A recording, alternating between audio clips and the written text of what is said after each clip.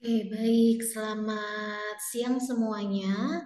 Eh, Sebelumnya saya mohon maaf karena saya tidak bisa mengajar secara langsung karena hari ini saya kurang sehat. Jadinya saya membuat rekaman ini juga mendadak ya di beberapa jam sebelum jam 3 ini. Semoga tidak mengurangi eh, motivasi teman-teman dalam belajar, khususnya dalam rangka persiapan memasuki tahapan profesi. Jadi untuk hari ini kebetulan kelas reguler dan alih jenjang jadwalnya bersamaan ya. Akan saya bawakan materi terkait dengan sistem pencernaan. Ketika kita nanti membahas kasus-kasus di dalam sistem pencernaan, pasti waktunya tidak akan cukup jika hanya satu kali pertemuan saja. Jadi yang akan saya sampaikan di sini lebih kepada konsep secara umum dan hal apa saja yang harus kita perhatikan ketika kita bertemu dengan kasus-kasus di sistem pencernaan. Ya, oke, mungkin sebelumnya saya izin share screen terlebih dahulu.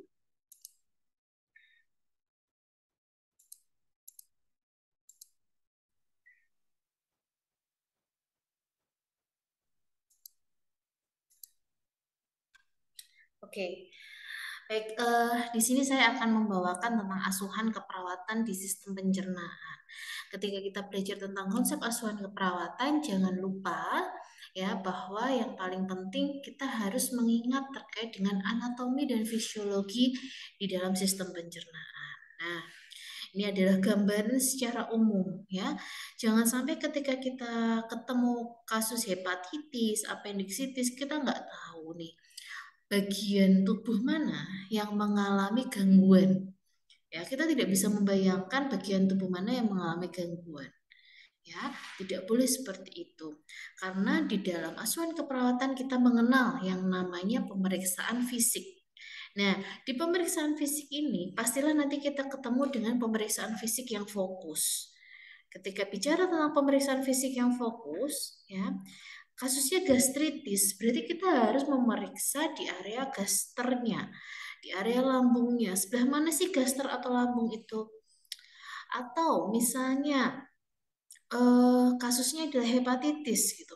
Jangan sampai ketukar gitu kan ya.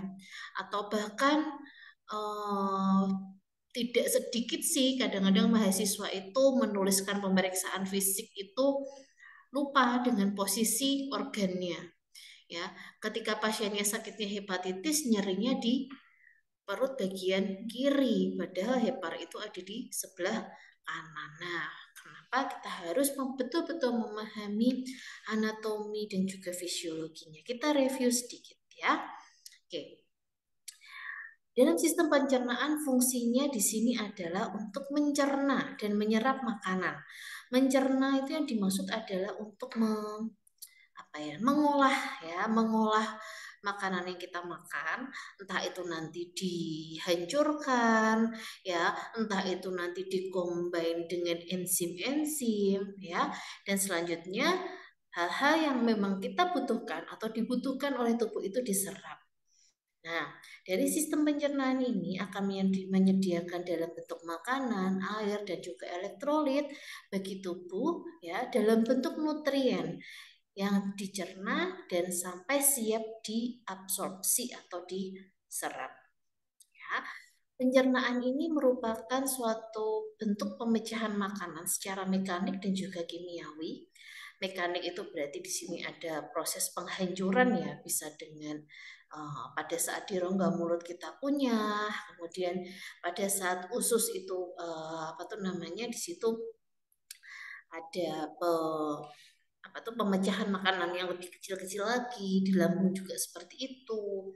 Dan juga adanya proses kimiawi. Proses kimiawi ini disebut sebagai bagaimana zat-zat nutrisi itu ya bisa terbentuk atau bisa terpecah, terurai oleh bantuan enzim-enzim yang ada di dalam tubuh kita untuk siap diserap oleh tubuh. Nah, untuk menghasilkan atau supaya bisa terjadi suatu metabolisme di dalam tubuh kita, ya, makanan ini mengalami tiga proses di dalam tubuh. Yang pertama adalah proses cerna, ya. Kemudian proses absorpsi dan yang terakhir adalah metabolisme. Proses cerna itu berarti penghancuran makanan, absorpsi itu berarti penyerapan, sedangkan metabolisme itu adalah pengolahan, ya, pengolahan nutrisi-nutrisi yang sudah kita masuk ke dalam tubuh. Bagian utama atau awal dari organ pencernaan itu ya berbentuk rongga dan organ sendiri. Rongga itu bisa yang ada di dalam tubuh kita tuh mulai dari mulut, faring, esofagus, lambung dan juga usus. Ya, kenapa dia berbentuk rongga? Karena itu yang nanti dilewati oleh bolus makanan. Sedangkan ada organ pelengkap berupa gigi, lidah, kemudian kelenjar saliva, empedu, hati, pankreas, ya, di mana di sini fungsinya adalah sebagai fungsi mekanik dan juga fungsi kimiawi. Ya, seperti hati itu bukan mekanik karena dia tidak mungkin memecah makanan, tapi dia akan menghasilkan suatu enzim. Pankreas juga menghasilkan insulin, ya, yang masuk ke dalam proses kimiawi.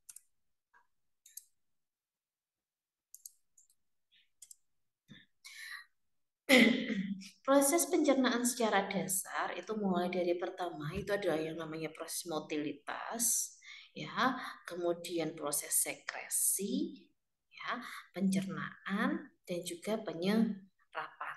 Ya, ini adalah proses dasar dalam sistem pencernaan. Motilitas itu berarti ada pergerakan, ya, yang biasa terjadi di area usus, di lambung juga terjadi motilitas. Ya, sekresi pengeluaran zat-zat yang membentuk proses cerna. Pencernaan itu sendiri terdiri dari proses mekanik dan kimiawi, dan yang terakhir adalah proses penyerapan. Nah, kita sebagai perawat, kenapa sih harus belajar sampai sejauh ini? Ya, ketika kita ketemu dengan kasus misalnya gastritis tadi, ya, kita harus tahu ketika seseorang mengalami gastritis, ini proses pencernaan dasarnya dia yang terganggu yang mana? Apakah proses penyerapan?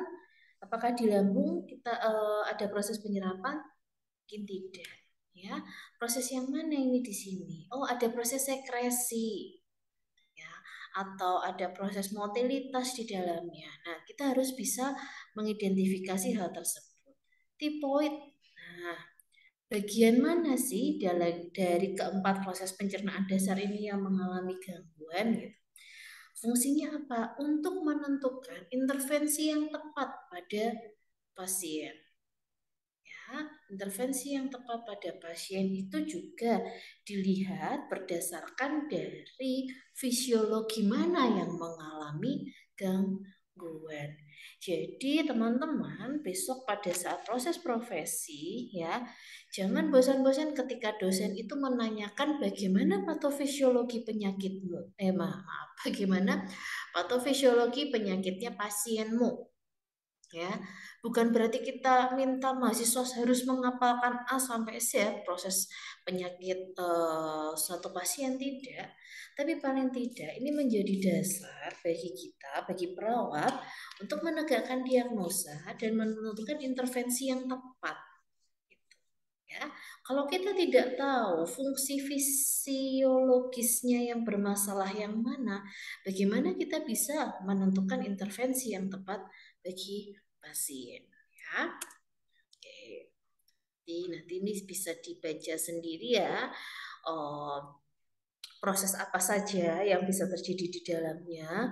Nanti di beberapa slide berikutnya juga saya akan membahas poin-poin yang penting ya. Nanti teman-teman bisa review kembali proses atau review kembali anatomi dan fisiologi sistem pencernaan. Nah, ini juga yang perlu kita ketahui bahwa dalam saluran pencernaan ya yang khususnya tadi yang sifatnya rongga, usus, lambung gitu kan ya, esofagus ya, itu terdiri dari 4 lapisan atau dinamakan tunika. Nah, yang pertama adalah mukosa. Mukosa ini adalah lapisan yang terdalam dari dinding ya, dan sebagian besar terbuat dari dinding yang berwujud jaringan epitel. ya, di mana jaringan mukosa ini mensekresi enzim dan mukus, ya, dan ini sangat aktif dalam menyerap nutrisi. Lapisan mukosa di sini adalah fungsinya adalah untuk mensekresi enzim, ya, dan juga menyerap nutrisi. Sedangkan lapisan yang kedua adalah submukosa. Ya, submukosa itu bagian dalam dari mukosa. Di sini ada jaringan ikat, ada pembuluh darah, ada kelenjar, ada syaraf, ya. Nah, pembuluh darah di sini mengangkut nutrisi yang nantinya akan diserap. Jadi gambarannya organ pencernaan pun dia butuh makanan, ya. Makanannya dari mana? Tidak langsung diserap ketika makanan itu lewat, tapi tetap melalui pembuluh darah. Lapisan selanjutnya adalah lapisan muskuler. Ya, lapisan ini terletak di luar submukosa, ya, terbuat dari jaringan otot polos, dan di sini fungsinya sebagai sel kontraktil atau yang menggerakkan. Nah, ya, jadi ototnya atau yang si penggerak saluran pencernaan ini adalah lapisan muskuler. Nah, sedangkan lapisan yang terakhir sendiri, ya, lapisan yang paling luar itu biasanya sebagai lapisan pelindung sebelum dia ada di atau apa tuh namanya, lapisan pelindung lah ya istilahnya, ya, tidak ada nama khusus sih dalam tunika yang terakhir itu, ya, sebagai lapisan pelindung untuk mencegah gesekan dari organ yang lainnya. Di sini kita akan sedikit review terkait dengan organ-organ yang dibutuhkan, ya, dibutuhkan oleh lambung itu sendiri. Yang pertama, organ lambung, ya, di sini lambung itu terdiri dari beberapa lapisan. Lapisan yang paling luar itu adalah serosa, ya. Kemudian ada yang bentuknya lapisan yang berotot, yang di situ sebagai otot dari si lambung sendiri, terdiri dari serabut-serabut longitudinal, ya, membentuk otot sfinkter. Nah, ketika kita bicara tentang otot sfinkter, berarti dia bisa kontraksi dan juga bisa relaksasi, ya. Kemudian lapisan selanjutnya adalah lapisan submukosa, ya, di mana di situ terdiri dari pembuluh darah dan juga saliran limfe. Nah, yang di bagian dalam, ya, langsung bersinggungan dengan bolus makanan, yaitu adalah lapisan mukosa. Bentuknya adalah kerutan-kerutan. Nah, kerutan-kerutan ini yang fungsinya di sini adalah membantu untuk memecah bolus makanan supaya bisa lebih halus. Jadi ketika makanan masuk ke rongga mulut, ya, kemudian kita punya, itu kan harapannya kan supaya menjadi bolus-bolus yang lebih lembut, ya.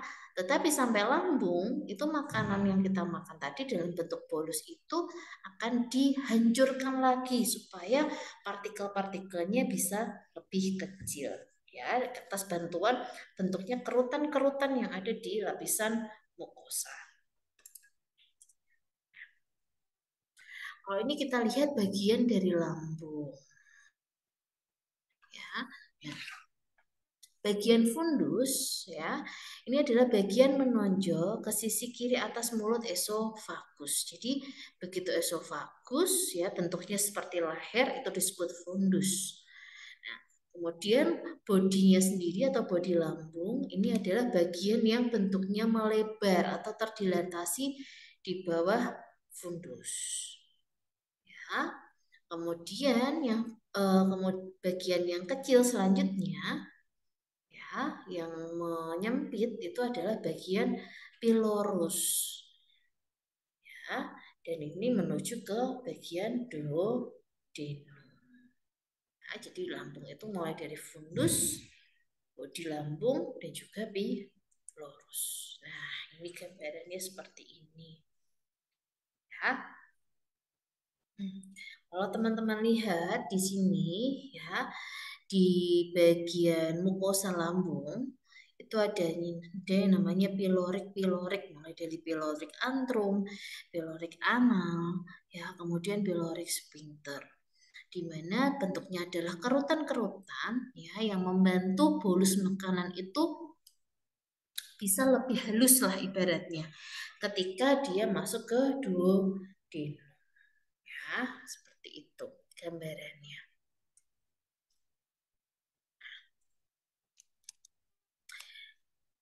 Lapisan pada lambung, ya, ini memiliki barrier mukosa yang menjaga agar lambung itu tidak terdigesti. Dalam artian bahwa di dalam lambung itu adalah menghasilkan zat yang namanya HCl, ya, zat asam, di mana zat asam ini, ya, ini membantu makanan itu supaya dia lebih hancur atau sifatnya supaya lebih halus.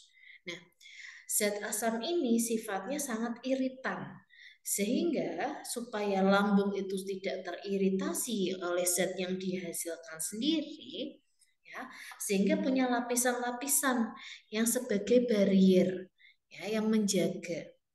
Nah, lapisan tersebut ini biasanya kayak akan bikarbonat, ya, kemudian sifatnya sel-selnya ini dia impermeable, artinya ketika ada kerusakan dia akan dengan cepat diperbaiki. Dalam artian ketika ada iritasi-iritasi di mukosa lambung akibat bolus makanan, ya, pastinya ini akan cepat untuk diperbaiki selama jumlah asam atau jumlah HCl yang dihasilkan itu juga dalam jumlah yang normal. Apa yang terjadi pada lambung, ya, jadinya di lambung itu fungsinya adalah untuk menguraikan makanan baik secara fisik maupun secara kimia, ya, menguraikan, menghancurkan secara fisik, secara mekanik, dan juga tadi menggunakan asam lambung, ya, atau HCl, menguraikan secara kimia yang dihasilkan, akan menghasilkan dalam bentuk kimus, ya. Jadinya kalau di mulut, ya, makanan kita cerna masuk ke esofagus itu namanya bolus. Kemudian setelah dari lambung itu istilahnya adalah kimus. Kimus kemudian masuk ke usus halus. Ya, secara enzimatik, ya, di dalam lambung ini mendigesti protein oleh pepsin. Ya, dan juga lambung ini mensekresi faktor intrinsik yang dibutuhkan oleh proses absorpsi, yaitu vitamin B12. Ya. Ini kita sifatnya hanya review, ya, jadi kita next saja.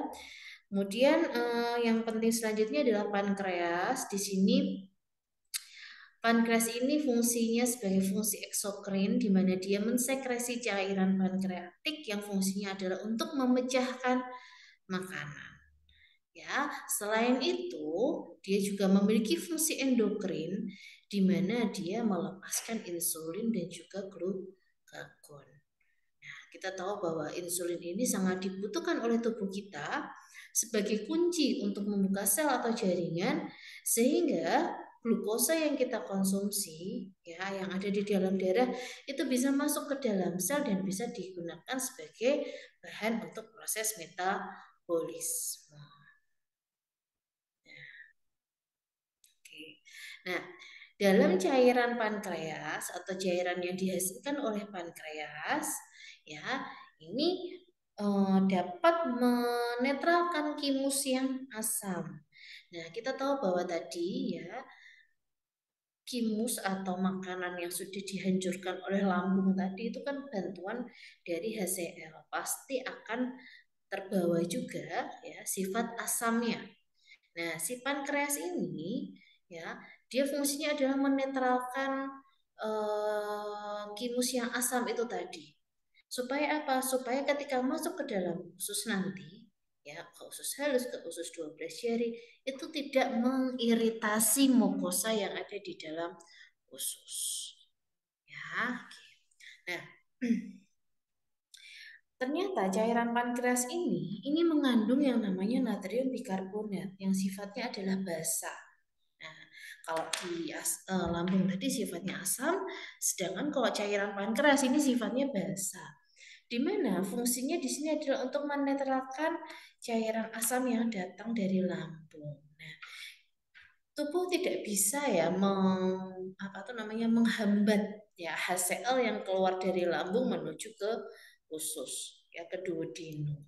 Nah, sehingga di sini pankreas ini mengeluarkan cairan ya supaya bisa menetralkan cairan yang ikut lewat bersama si kimus tadi. Nah, seperti itu. Nah, dalam cairan pankreas ya, ini ketika dia dibutuhkan akan menghasilkan yang namanya enzim pankreas. Nah, seperti ketika dia mau ketika tubuh ingin melakukan pencernaan protein, maka dia akan mengeluarkan yang namanya enzim proteolitik. Kalau misalnya tubuh itu mau mencerna karbohidrat, ya, dia akan menghasilkan amilase pankreas. Sedangkan ketika tubuh ingin mencerna lemak, dia akan menghasilkan lipase pankreas sesuai dengan fungsinya masing-masing. Nah, amilase pankreas yang di sini fungsinya adalah untuk mencerna karbohidrat, ya. Di sini dia akan mengubah polisakarida menjadi disakarida. Artinya apa? Jadi begini, teman-teman. Tubuh kita itu ya akan mudah mencerna, menyerap makanan ketika makanan itu ada atau menjadi pecahan molekul-molekul yang kecil. Ya, kita lihat dari polisakarida menjadi disakarida. Ya, itu dipecah-pecah supaya apa? Supaya lebih mudah untuk disekresi. Ketika ini tetap menjadi polisakarida, ya, tubuh itu ya tidak mampu dia untuk menyerap ya molekul yang lebih besar sehingga membutuhkan beberapa enzim yang fungsinya untuk memecah itu tadi. Pada lipase pankreas ini tanggung jawabnya adalah untuk mencerna lemak. Nah, ketika kita makan makanan dengan kadar lemak yang tinggi, yang dimana di dalamnya adalah terdapat trigliserida, ya, nanti lipase pankreas akan muncul atau akan terproduksi dikeluarkan sehingga trigliserida ini menjadi monogliserida dan asam lemak bebas yang akan digunakan sebagai proses metabolisme.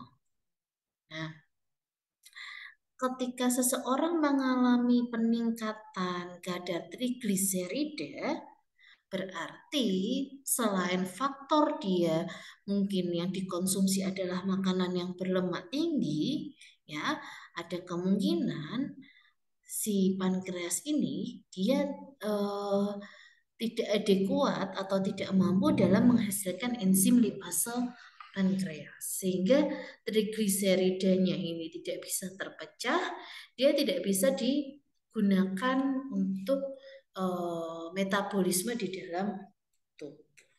Ya, jadi hanya ikut muter-muter aja nih di dalam darah trigliseridnya, tidak bisa terserap oleh tubuh. Sama konsepnya seperti glukosa.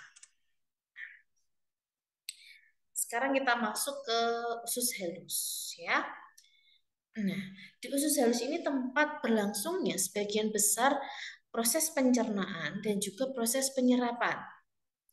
Ya, sehingga setelah isi lumen atau tadi kimus tadi meninggalkan usus halus, ya tidak terjadi lagi proses pencernaan. Ya, di usus besar itu dia hanya menyerap dalam bentuk garam dan air. Ya, hanya dalam bentuk garam dan air, tidak menyerap hal yang lainnya. Jadi sebetulnya bisa dikatakan proses pencernaan dan proses penyerapan nutrisi-nutrisi yang ada di dalam kimus atau bolus makanan itu terakhir adalah di usus halus. Nah, usus halus ini terdiri dari duodenum, jejunum, dan juga ileum.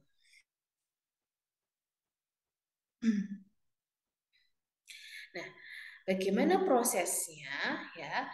Pada saat bolus makanan atau kimus tadi itu masuk ke duodenum, ya, Karbohidrat dan protein ini dicerna itu sebagian. Nah, dicerna sebagian terlebih dahulu. Ya. Nah, absorpsi pasti akan terjadi. Tadi karbohidrat dipecah, protein dipecah, jadi asam amino, gitu kan ya.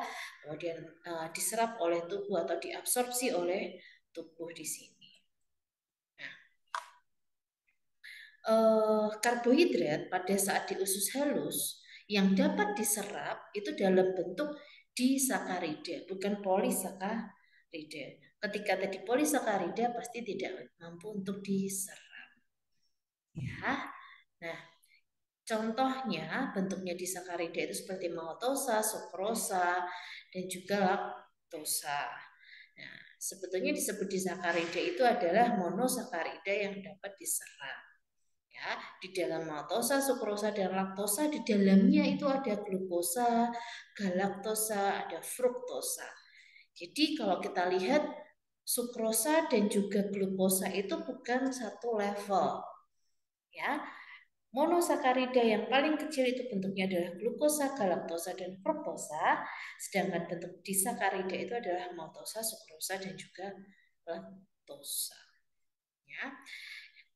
Kita tidak perlu menghafalkan sih ya di sini ya teman-teman ya. Saya hanya ingin menjelaskan bahwa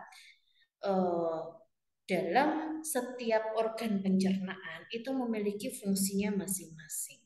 Dimana kalau tadi teman-teman mengikuti dari awal, ya, ketika satu saja dia tidak adekuat dalam melakukan menjalankan prosesnya, pasti ke belakangnya itu pasti juga akan bermasalah.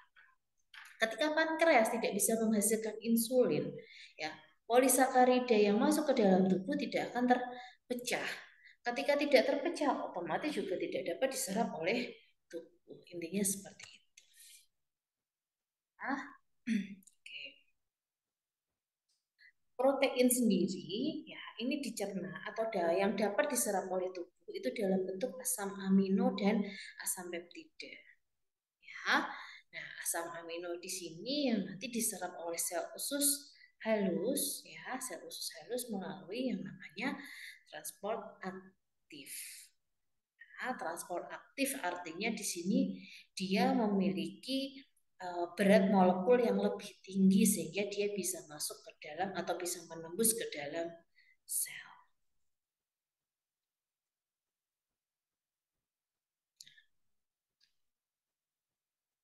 Selanjutnya adalah penyerapan lemak. Ya, jadi lemak yang masuk ke dalam tubuh kita itu kan tidak larut, ada lemak yang tidak larut di dalam air. Nah, padahal ketika kita melakukan proses pencernaan, air itu sangat membantu, ya, akan sangat membantu baik proses mekanik maupun proses kimia. Lalu bagaimana lemak itu bisa tercerna atau terserap oleh bantuan cairan atau garam empedu? Ya, di mana garam empedu ini dapat melarutkan lemak di sepanjang usus halus. Sehingga ketika usus itu mau menarik lemak atau mau apa ya namanya istilahnya ya, menyerap lemak, sudah ada bantuan dari garam empedu. Ya, ketika empedu kita tidak menghasilkan atau tidak dapat mengeluarkan cairan empedu, lemak itu tidak akan terserap oleh tubuh kita. Ya, yang terjadi adalah apa? Ikut terbuang oleh feses. Ya, jadi karakteristik pada pasien-pasien yang mengalami gangguan pada produksi garam atau cairan empedu, ya, fesesnya itu pasti dia akan mengandung lemak, ya, karena tadi lemak tidak dapat diserap oleh tubuh. Sedangkan pada usus besar, ya, seperti tadi yang sudah saya sampaikan, bahwa di situ sebetulnya tidak terjadi proses pencernaan lagi, ya, karena yang dia serap itu hanya air dan juga sebagian kecil garam, ya, atau natrium atau elektrolit. Intinya adalah seperti itu. Di mana usus besar ini adalah menyiapkan zat sisa yang nantinya akan diekskresikan oleh tubuh dalam bentuk feses. Ya, nah di sini fungsinya sehingga untuk mengabsorpsi 80-90% air dan elektrolit dari kimus yang tersisa. Jadi teman-teman bisa membayangkan ketika bolus makanan itu masuk ke dalam tubuh sampai di lambung itu akan bercampur dengan HCl tadi atau cairan asam yang ada di lambung. Nah, di situ kimus itu sifatnya sudah apa tuh persentase cairannya itu juga sudah tinggi. Ketika melewati usus juga bukan merupakan bolus-bolus makanan yang padat, itu tidak. Ya, sehingga pada saat usus melewati usus besar, air itu akan diabsorpsi sampai nanti terbentuk menjadi feses.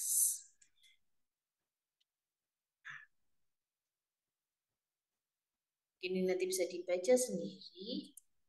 Ya, oke, itu adalah review ya terkait dengan organ-organ, anatomi, dan juga fisiologi di sistem pencernaan. Setelah ini kita akan masuk ke dalam asuhan keperawatan untuk sistem pencernaan. Ya, oke. Kita bicaranya terkait dengan hal-hal umum ya yang sering kita temukan pada kasus-kasus di sistem pencernaan. Ya, ketika kita membuat suatu asuhan keperawatan, pasti yang ditanyakan pertama itu adalah keluhan utama. Sebagian besar kasus di sistem pencernaan itu keluhan utamanya itu dia nyeri, gitu kan? Nyeri, mual muntah, gitu ya. Nah, pastilah kalau nyeri kita pendekatannya adalah dengan kita mengkaji karakteristik nyeri, ya. Kaji karakteristik nyeri, ya, bagaimana bagi RST-nya, ya. Kemudian bagaimana asupan nutrisi pada pasien tersebut.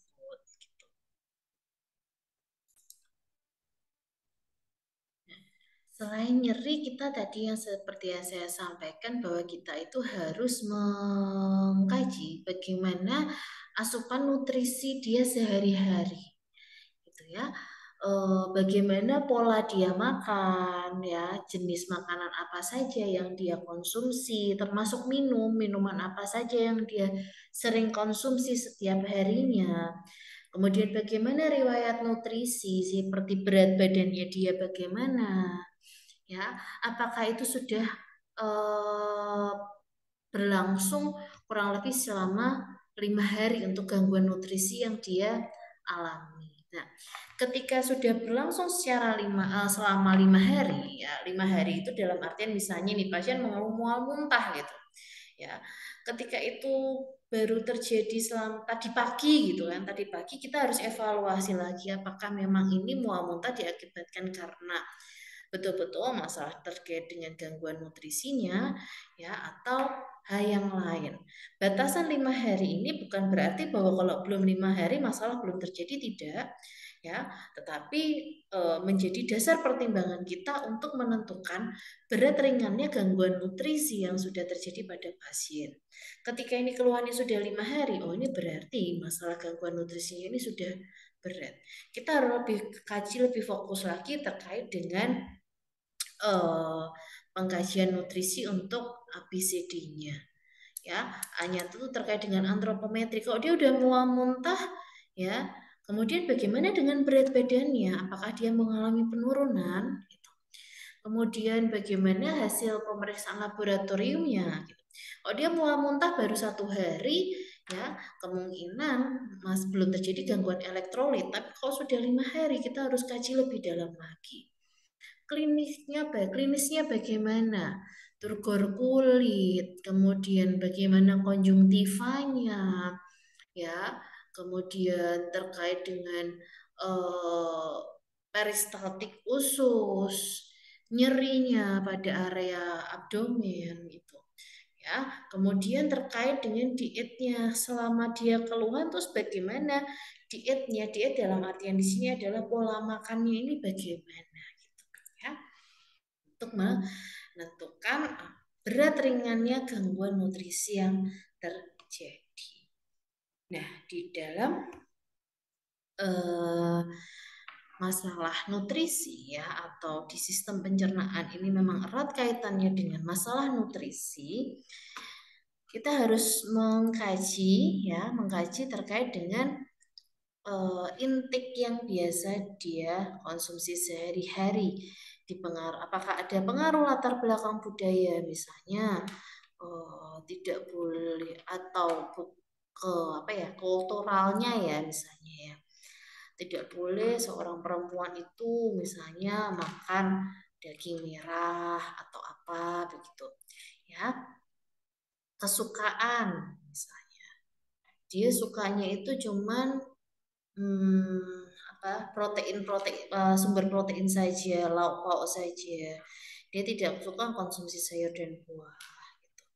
Nah, selain itu bagaimana kesehatan mentalnya dan juga apakah ada masalah penyakit penyerta yang lain yang mempengaruhi nutrisi yang dikonsumsi sehari-hari itu juga perlu kita kaji.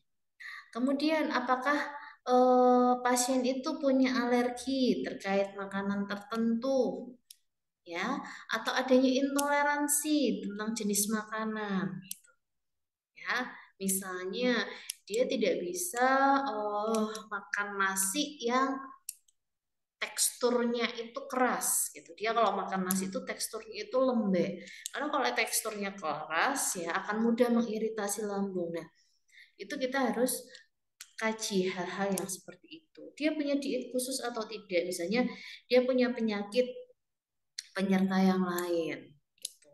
Misalnya dia punya DM atau dia misalnya sedang menjalani diet jantung ya. Adakah kesulitan menelan ya misalnya pasien-pasien stroke ya yang mungkin akan uh, berpengaruh juga ya. Misalnya pasiennya uh, apendiksitis ya dia punya riwayat stroke. Nah, ini kan pasti akan berpengaruh juga terkait dengan asupan nutrisi sehari-harinya. Pola kebiasaan ya yang mengiritasi organ atau saluran pencernaan seperti alkohol, kopi ya atau minuman-minuman yang lain. Kita perlu juga kaji riwayat kesehatan ya seperti dia punya penyakit apa sebelumnya, ya, pernah menjalani operasi apa, atau sekarang ini atau saat ini dia sedang menjalani suatu terapi obat tertentu, ya, karena sebagian besar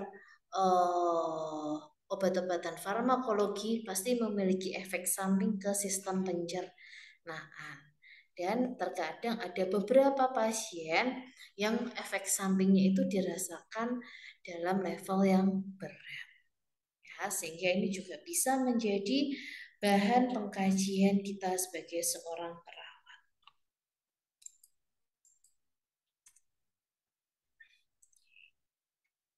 Kalau kita mau melihat lebih jauh lagi terkait dengan riwayat kesehatan yang lalu, ya, misalnya pada masa anak-anak dia pernah punya sakit apa, ya, atau misalnya pada saat anak-anak ya dia sering mengalami diare atau demam tifoid yang berulang, ya, pasti akan mempengaruhi kondisi mukosa usus halus pasien ya yang itu secara tidak langsung pasti akan mempengaruhi kondisi sistem pencernaan pada saat dia dewasa. Adakah riwayat pembedahan atau riwayat trauma pada organ-organ sistem pencernaan? Ya, kalau hubungannya dengan hepatitis ya dia sudah mendapatkan imunisasi atau vaksinasi atau belum? Ya, dia pernah hipersensitivitas terhadap makanan tertentu mungkin ya dan obat-obatan tadi yang sudah dijelaskan. Di riwayat keluarga ya, apakah ada anggota keluarga yang menderita penyakit saluran pencernaan? Ya. Kemudian, bagaimana riwayat psikososial atau gaya hidupnya, pekerjaan? Apakah pekerjaannya itu mengharuskan dia untuk misalnya membatasi cairan, atau misalnya dia bekerja di pabrik yang tidak ada jam istirahatnya sehingga dia tidak minum, tidak bisa makan gitu ya. Atau mungkin gaya hidup kebiasaan-kebiasaan yang di rumah. Dia biasanya makan makanan instan atau apa tuh namanya? Makan makanan yang ya tadi ya cepat saji yang instan seperti itu ya. Karena itu akan mempengaruhi dari jenis nutrisi yang diserap oleh tubuh. Apakah mengalami gangguan indigesti makanan? Sering mual muntah, ada nyeri, konstipasi atau diare, sering bersendawa, ya, adanya kekuatan mengunyah atau menelan. Kemudian selain itu bagaimana kebiasaan BAB-nya?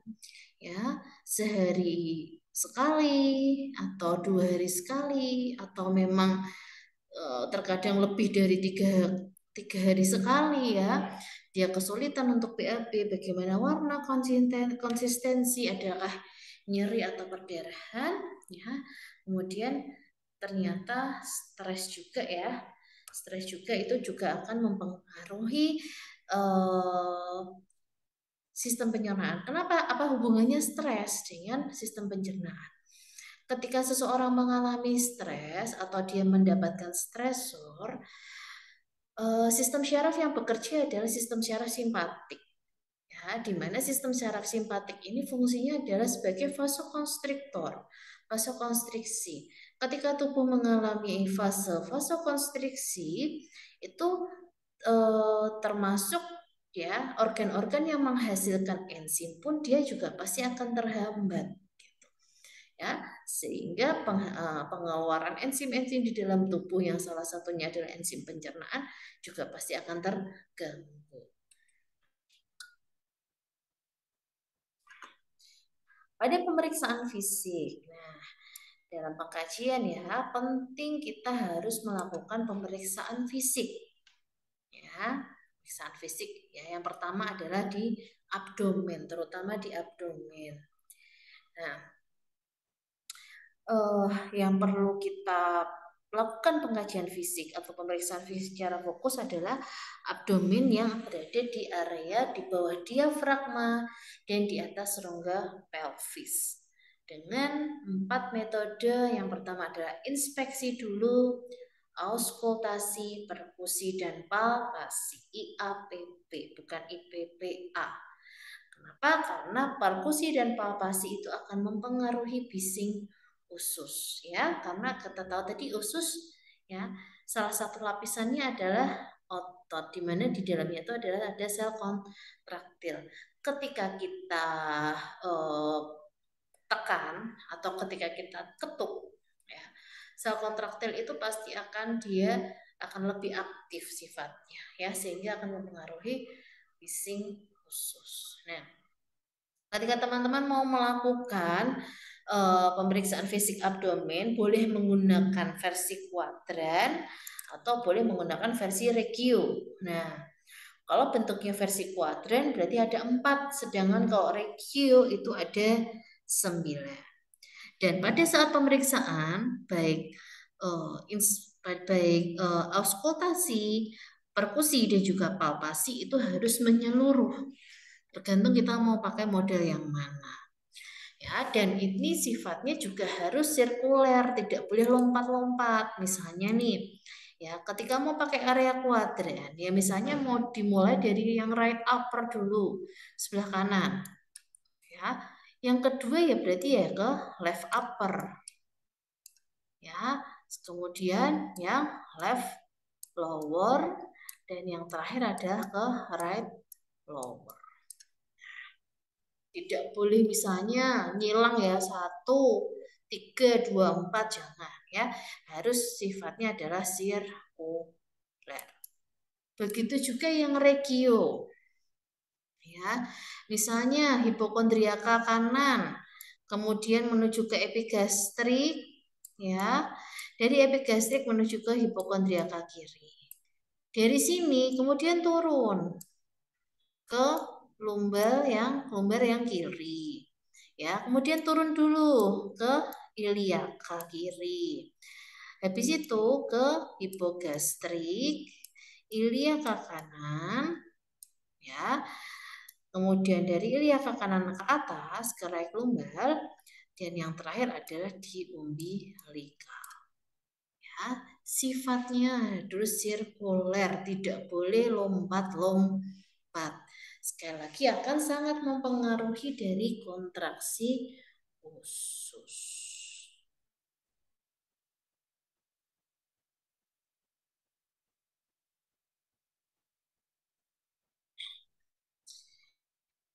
Ini adalah penjelasannya. Nanti teman-teman bisa baca sendiri ya untuk lokasi-lokasinya. Ingat bahwa ketika kita melakukan pemeriksaan fisik ya, ketika menggunakan regio ya, lakukan ke 9 regio. Ketika kita menggunakan kuadran, lakukan ke 4 kuadran. Nih, gambarannya kalau kita menggunakan regio itu lebih mudah karena akan lebih spesifik ya. Misalnya ketika masih kita mendapatkan kasus ya, mendapatkan kasus gangguan pada pankreas, gitu kan ya, gangguan pada pankreas. Nah, berarti mana yang harus kita tonjolkan di dalam pemeriksaan fisik itu ada di area epigastrium ya, dan juga pada area hipokondriaka kiri. Ya. Kemudian misalnya pasiennya mengalami apendiksitis gitu. Jangan salah, kita periksanya ke bagian yang kiri karena ada di bagian inguinal kanan. Ya, seperti itu.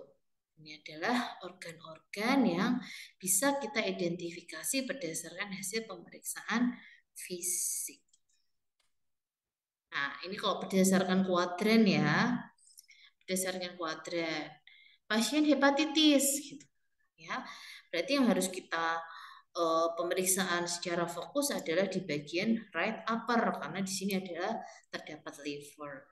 Kemudian kalau misalnya pasiennya mengalami gastritis, berarti kita fokusnya adalah di left upper gitu. Kemudian yang lain, oh misalnya pasiennya dia mengalami konstipasi gitu kan ya, dia sulit BAB, ya berarti kita menemukan adanya bolus ya, adanya bolus biasanya ada di sigmoid atau di descending colon itu di left upper. Maaf, ini kok left upper ya, ini left lower. Ini salah ini sumbernya, maaf ya, left lower. Oke. Nah, dari pengkajian-pengkajian yang bisa kita lakukan itu tadi ya, ada beberapa diagnosa keperawatan yang bisa kita tegakkan atau yang paling sering ditegakkan pada kasus-kasus dengan gangguan sistem pencernaan. Ya, seperti diagnosa keperawatan defisit nutrisi, kemudian nyeri akut, disfungsi motilitas gastrointestinal, sampai dengan ketakutan atau kecemasan.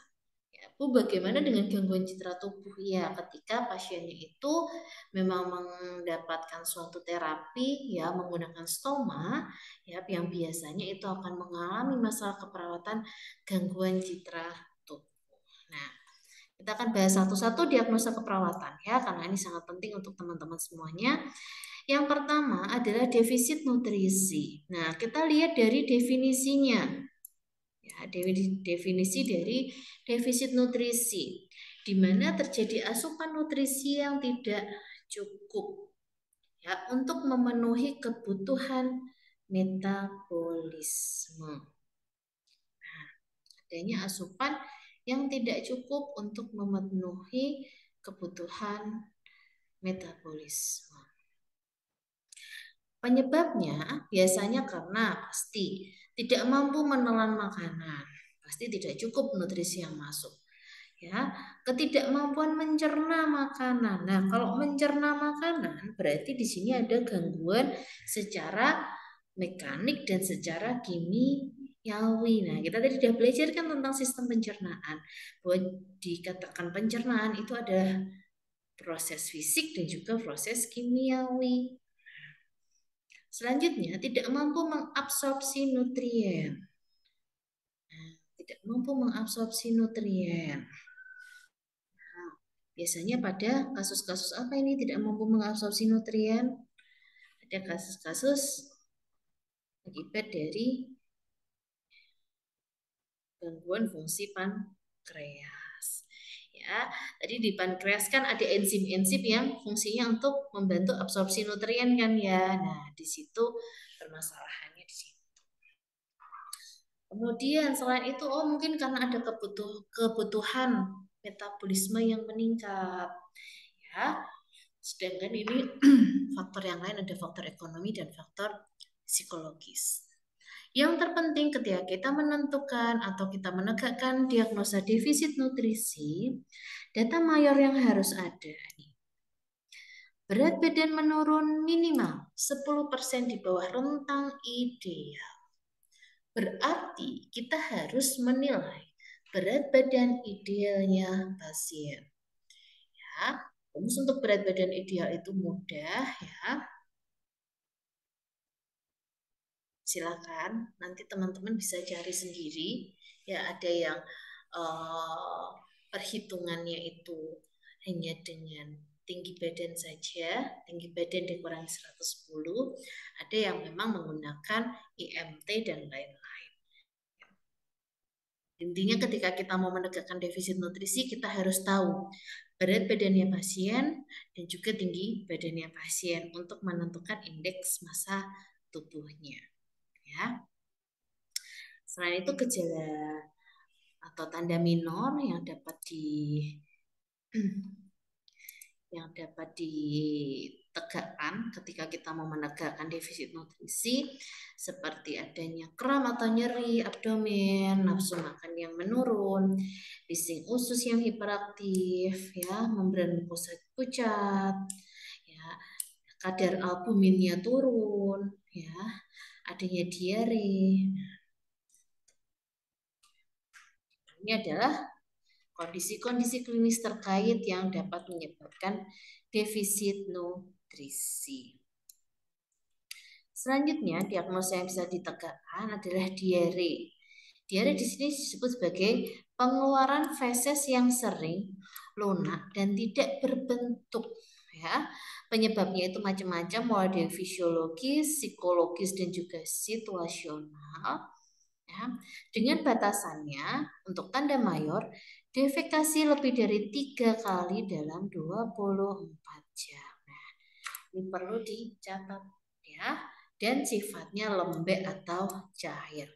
Kalau dia BAB-nya 4 kali, tapi konsistensinya padat, bukan diare. Ya, begitu juga kalau dia baru tiga kali, di sini kan lebih dari 3 kali, berarti 4, 5, 6 dan seterusnya. Kalau dia baru 3 kali, belum dikatakan diare ya, karena lebih dari 3 kali. Ya, diikuti dengan gejala dan tanda minor lainnya seperti urgensi, ya, ada rasa urgensi itu tidak bisa menahan ya untuk buang air besar, nyeri atau kram abdomen, peristaltik meningkat, bising ususnya juga meningkat, ya, dengan di sini ada beberapa kondisi klinis yang terkait. Diagnosa keperawatan yang selanjutnya, ya, ini saya jikirkan ya dua-duanya ya, saya gabungkan dalam satu slide, yaitu disfungsi motilitas gastrointestinal dan resiko. Nah, yang disebut sebagai disfungsi motilitas gastrointestinal itu adalah peningkatan atau penurunan atau intinya ketidakefektifannya peristaltik gastrointestinal. Jadi ini masalahnya di sini adalah peristaltik ususnya. Bunyi bising ususnya itu meningkat atau menurun. Nah, penyebabnya biasanya asupan enteral ya, yang makanannya adalah cair ya. Kemudian intoleransi terhadap makanan, imobilisasi ya, makanan yang kontaminan atau artinya yang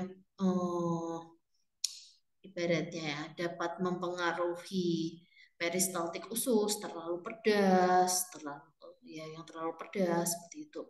Malnutrisi karena efek pembedahan ya atau agen-agen farmakologis. Nah, gejala dan tandanya bisa flatus tidak ada, nyeri atau kram abdomen, ya, suara peristaltik yang berubah. Bisa dia tidak terdengar bunyi peristaltik usus sama sekali dalam 1 menit, bisa suaranya itu lemah dan juga pelan, frekuensinya kecil, atau justru sebaliknya, ya keras dan juga hiperaktif. Kemudian disertai dengan gejala dan tanda minor yang lain seperti mual, ya. Kalau pasien yang menggunakan NGT itu ada residu lambung yang meningkat, ya, muntah, pengosongan cairan lambung yang sangat cepat, ya, distensi abdomen, diare, kemudian karakteristik feses yang berubah. Nah, ini biasanya terjadi pada sistektomi, kemudian kanker empedu, ya, yang mempengaruhi dari gerakan peristaltik usus. Nah, sedangkan kalau dikatakan resiko berarti dia baru resiko, ya, baru beresiko terjadi peningkatan atau penurunan peristaltik di sistem gastrointestinal, ya. Belum meningkat, belum menurun secara signifikan, tapi ada resiko untuk terjadi peningkatan atau penurunan.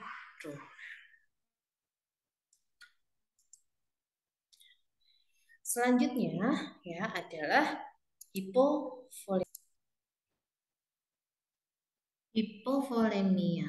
Nah, kita tahu bahwa hipovolemia itu adalah penurunan volume cairan baik secara intravaskular yang ada di pembuluh darah, interstisial, dan juga intraseluler. Nah, biasanya pada kasus-kasus sistem pencernaan, ya, itu volumenya bukan karena penurunan di intravaskular, ya, atau interstisial, tapi lebih di intraseluler, ya, seperti kasus muntah, diare, begitu kan, yang keluarkan bukan cairan dari intravaskular, tapi dari intraseluler.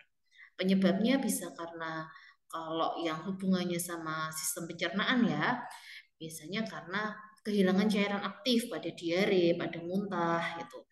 Kemudian kekurangan intake cairan, ya, kekurangan intake cairan.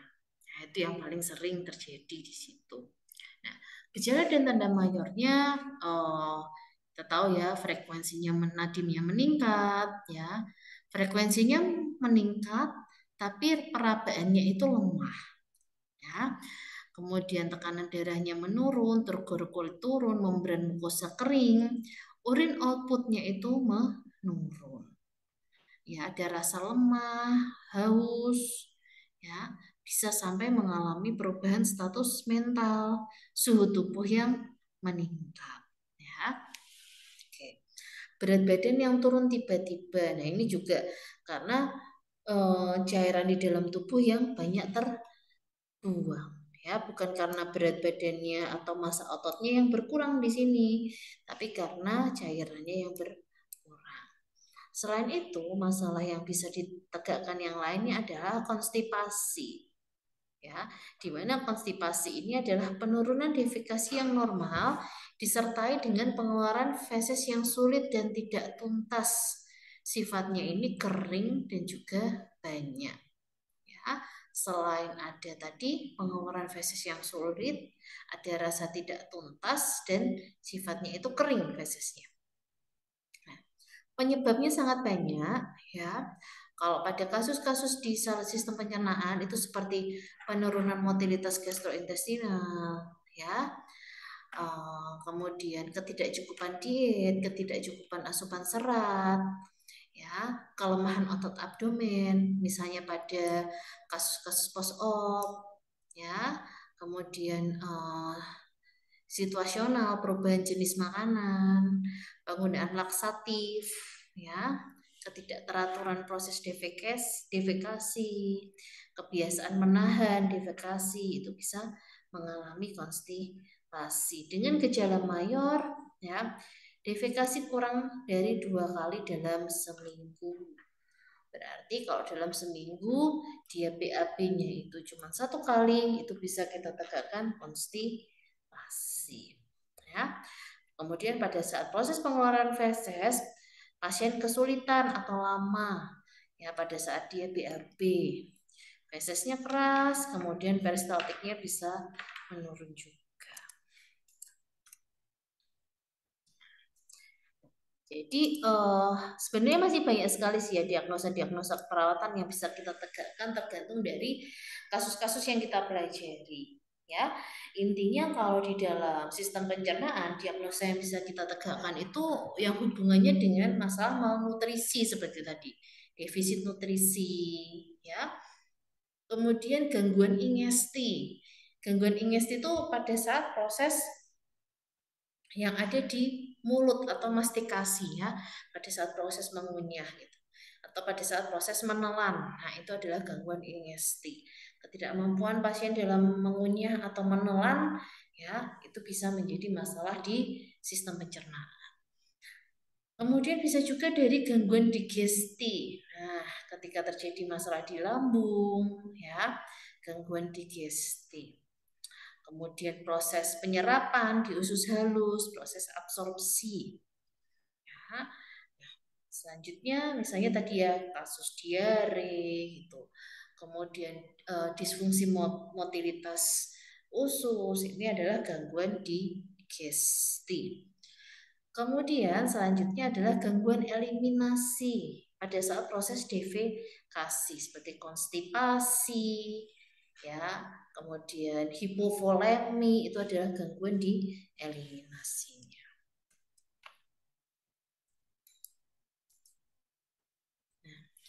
Dari diagnosa-diagnosa keperawatan tersebut ya, intervensi-intervensi yang bisa kita gunakan yang pertama adalah pada defisit nutrisi itu seperti manajemen nutrisi. Manajemen nutrisi di sini adalah bagaimana atau langkah yang ditentukan mulai dari mengidentifikasi permasalahan nutrisi apa yang terjadi pada pasien, kemudian kita mau beri apa gitu.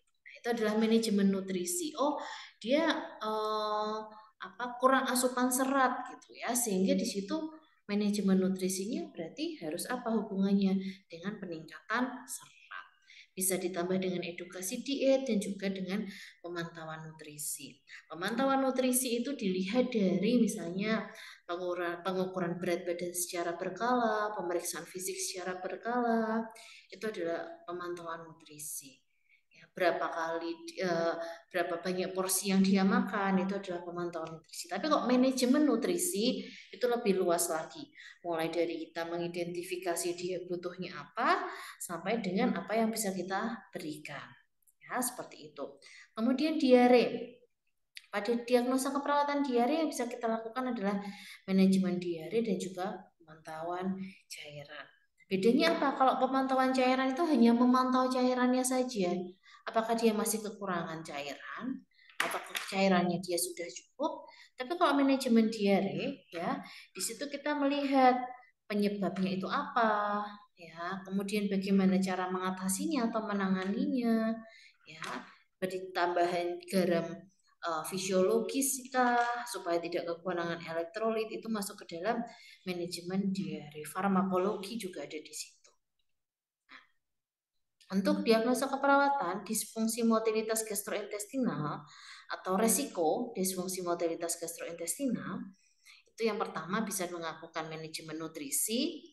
Yang kedua kalau hubungannya dikarenakan karena infeksi, ya, misalnya appendicitis gitu kan ya. Ini juga dilakukan pengontrolan infeksi, ya. Kemudian edukasi diet, pemberian makanan enteral jika dibutuhkan. Pada kasus hipovolemia atau diagnosa hipovolemia, kita bisa menggunakan manajemen hipovolemia atau kalau dia sudah mengarah ke resiko shock, ya, kita bisa tambahkan intervensi manajemen shock hipovolemik, di mana di situ ada resusitasi cairan yang dilakukan. Untuk masalah keperawatan selanjutnya yaitu konstipasi, Ya, itu bisa dilakukan dengan manajemen eliminasi fekal, kemudian manajemen konstipasi, ya. Bedanya adalah ketika kita melakukan manajemen eliminasi fekal, itu sifatnya lebih umum. Artinya kita memantau bagaimana keteraturannya dia BAB, kemudian karakteristiknya bagaimana gitu kan. Sedangkan kok manajemen konstipasi itu sudah lebih spesifik ya kita mengatasi masalah konstipasinya. Nah, ini adalah hal-hal dalam intervensi keperawatan, nursing activity yang bisa kita lakukan seperti pemasangan NGT, pemberian enema yang sekarang lebih dipermudah ya caranya ya menggunakan yang suppositoria, kemudian eh, pemberian makanan melalui selang ya atau NGT ini tadi, pembilasan lambung jika dibutuhkan ya, kemudian hal-hal yang sifatnya edukatif yang biasa diberikan pada kasus-kasus di sistem pencernaan itu adalah peningkatan cairan ya, karena kita tahu bahwa proses pencernaan tadi ya sangat erat kaitannya dengan cairan yang ada di dalam tubuh ya, bolus atau kimus yang melewati organ pencernaan itu sebagian besar adalah air. Ketika di dalam tubuh kita mengalami kekurangan cairan, pasti akan bermasalah di dalam sistem pencernaan. Jangan menyampaikan keinginan untuk BAB, menghindari makanan-makanan yang sifatnya iritatif ya, atau apa tuh namanya mengandung zat-zat yang apa tuh mengiritasi saluran pencernaan, makan makanan yang tinggi serat, BAB yang teratur, bagaimana dia beraktivitas ya untuk meningkatkan atau membantu otot-otot yang ada di abdomen itu untuk melakukan kontraksi, memonitor pola eliminasi ya, kemudian pemberian terapi farmakologi dalam bentuk laksatif, suppositoria ataupun enema jika diperlukan ya. Kemudian apa yang bisa kita lakukan untuk meningkatkan BAB yang teratur itu seperti menjaga privasinya pasien karena itu sangat dibutuhkan dan sangat penting loh. Ketika pasien disuruh BAB di tempat tidur menggunakan menggunakan apa tuh namanya pispot yang untuk BAB itu kan akan seringnya itu kan mengalami kesulitan karena tidak terbiasa di situ. Ya, bagaimana kita menjaga privasinya supaya pasiennya tetap nyaman, ya, eh, membuat pasien itu memiliki siklus yang teratur, nutrisi dan juga cairannya, exercise, posisinya pada saat dia BAB, ya, dan juga bisa juga bowel training yang dini pada kasus-kasus dengan inkontinensia. Ya, nah pada kasus-kasus inkontinensia, bowel training itu sangat dibutuhkan, sangat diperlukan, kita ajarkan. Ya, sehingga terutama pada kasus-kasus lansia ya ini ya yang bowel training dini ini. Ya, supaya dia dapat kembali ya mengontrol keinginan untuk BAB. Ya, kemudian bisa juga pada kasus-kasus yang menggunakan kolostomi atau ileostomi. Berarti kita harus melakukan perawatan dengan prinsip yang bersih. Tidak perlu prinsip steril ya. Ini bersih pun juga cukup. Nah, di dalam sistem pencernaan, fokus evaluasi keperawatan yang terpenting adalah di sini untuk mendapatkan nutrisi yang optimal, ya. Kemudian kalau ada keluhan nyeri ya, nyerinya itu akan berkurang atau sampai hilang, ya. Keseimbangan cairannya itu juga harus tetap terjaga, ya. Kemudian kita bisa mendemonstrasikan kalau ada kasus-kasus tertentu seperti konstipasi ya, kita bisa mengedukasi untuk mencegah dengan baik ya, melaporkan supaya pola eliminasi fekalnya itu normal dan mempertahankan kondisi-kondisi yang menunjang untuk sistem pencernaan itu berjalan dengan baik. Misalnya seperti integritas kulit ya, kemudian tadi ya peristaltik usus Ya, itu adalah hasil-hasil yang kita harapkan dalam evaluasi keperawatan. Nah, mungkin demikian secara umum yang bisa saya sampaikan kepada teman-teman ya terkait dengan refreshing materi asuhan keperawatan di sistem pencernaan. Ya, nanti saya akan share juga karena waktunya ini sepertinya nggak cukup ya. Artinya tidak cukup, saya harus izin untuk periksa dulu. Saya akan berikan materi juga terkait dengan appendicitis yang sering muncul ya, karena besok pada saat profesi itu tidak semua kasus di sistem pencernaan pasti ditemui sama teman-teman. Ya, saya akan berikan materi yang sering muncul saja. Kemudian nanti ada satu kasus yang bisa didiskusikan dengan teman-teman dan juga terkait dengan pemeriksaan laboratorium nanti juga akan saya berikan materinya. Ya, mungkin itu nanti bisa dipelajari sama teman-teman sendiri. Ya, mohon maaf sekali lagi saya tidak bisa bertatap muka secara langsung di sini karena ada keterbatasan. Kebetulan hari ini saya harus periksa. Ya, jadi mohon maaf sekali lagi. Demikian yang bisa saya sampaikan. Semoga apa yang bisa saya sampaikan tadi bermanfaat untuk teman-teman semuanya. Ya, saya akhiri untuk pertemuan saya. Selamat siang dan terima kasih.